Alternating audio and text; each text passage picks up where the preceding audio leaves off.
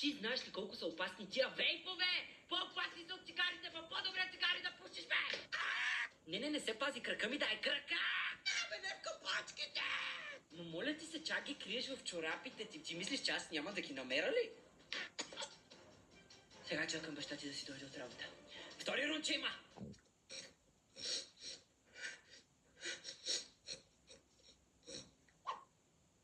Ще те попитам само веднъж.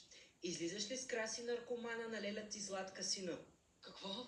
Не разбира се. Как мога аз да се занимавам с някой, като по цял ден си стоя вкъщи, съм монахиня?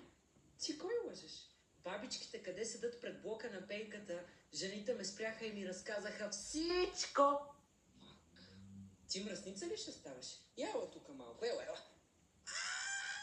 За какво ти плащам тия такси в университета, мръсница ли да ставаш, бе? Вътните да те приберат! О май гад, Лусинда, какво правиш, бе? Ела, Спаски, ела да ни видиш резила. За срам и позор станахме! Лусинда, стига, бе! С бой не се възпитава. Това са нашите деца. Ние трябва да им говорим, с думи да ги нараняваме, да им наливаме тука. Не дей, моля ти се, ние посягай. Лено, Спаски. Мария, чуй ме. Няма да плачеш. Майка ти го прави това, защото те обича.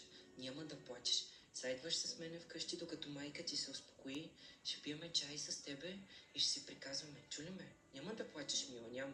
Вкъщи аз имам един разбойник, къса ми нервите, ама разбираме се после. Айде, взимам те с мене сега, докато се успокоиш. Чули ме? Айде, махни я.